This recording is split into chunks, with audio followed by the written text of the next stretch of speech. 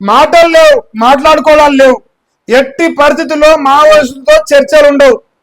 కేంద్ర హోంమంత్రి అమిత్ షా స్పష్టం చేసిండు, బేషరతుగా ఆయుధాలు వదిలి సరెండర్ అవ్వాల్సిందే.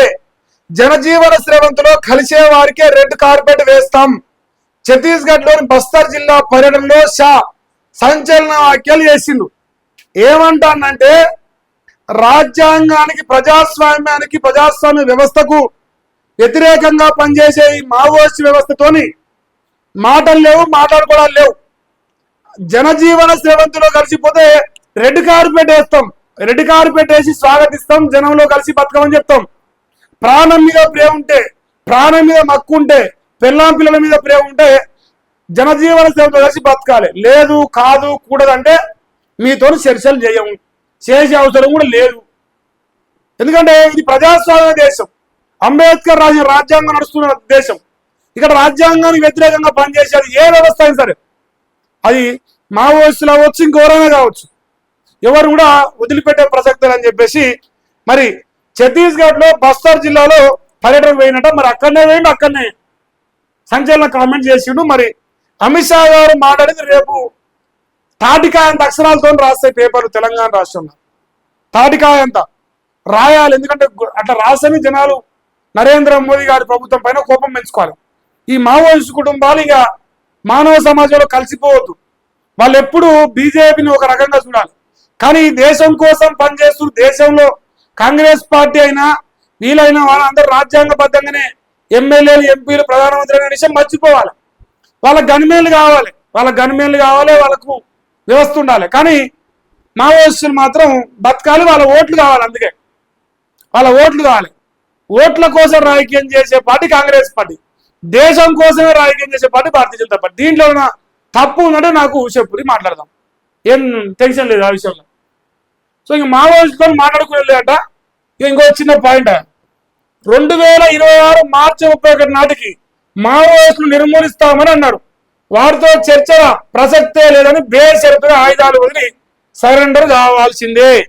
ఇవాళ ఎంతనే 2025 అక్టోబర్ 4, ఇక వచ్చి 5 మార్చి 31 వరకు కథమే. ఇక శక్తినేమో సలహబడతారు, లేదంటే మీ సాగు మీరు చావరు, మాకు సంబంధం లేదు. మాకు ఈ దేశం ముఖ్యం, దేశ ప్రయోజనాలు ముఖ్యం, దేశంలో రాజ్యాంగాన్ని పాటించడం మాకు ముఖ్యం అనేది కేంద్ర ప్రభుత్వం చెప్తుంది, బీజేపీ కాదు. నీకు బీజేపీని టార్గెట్ చేయదలుచుకోలేదు, కేంద్ర ప్రభుత్వం చెప్తా ఉన్నది. మరి అమిత్ షా గారు చెప్తారు. ఇంకా ఇక్కడ నచ్చినోలు మెచ్చనోలు ఈ ఎర్రన్నలు, ఇటు పోతే అర్బన్ నక్సలైట్లు వాళ్ళందరూ రేపు పొడుగు మాట్లాడతాడు. నల్లికుట్ల రగ్గాలు కూడా రేపు మాట్లాడతాడు. రేపు అన్నీ చూస్తా, రేపు మాట్లాడతాడు మిగతా విషయాలు. నేనైతే స్వాగతిస్తున్నా ఈ నిర్ణయాన్ని, 1,00,000% స్వాగతిస్తా. ఏం తప్పులేదు, బరాబర్ మాట్లాడినాను, ఉన్నది చెప్పిండు, తప్పే ఉన్నది. అంబో ఇంకో ఇట్లున్నది చూడే. నిజాం సాగర్ కు కొనసాగుతున్న వరద, ప్రాజెక్టులోని 51,762 క్యూసెక్ల ఇంట్లో వస్తుంది. దిగువకు 51,762 క్యూసెక్ల నీటి విడుదల కూడా జరుగుతుంది, అంటే బరాబర్ పోతుంది. నిజాం సాగర్ మాత్రమే కాదు, నాగార్జున సాగర్ కూడా గేట్లు వేపిర్రు. నాగార్జున సాగర్ కు 26 గేట్లు వేపిన కాంగ్రెస్ సర్కార్, 26 గేట్లు వేపిన కాంగ్రెస్ సర్కార్. ఇట్లుంటుంది వాళ్ళ లెక్క, పత్తిత్తులు అన్నట్టు రాసుకొస్తారు రేపు వార్తలు.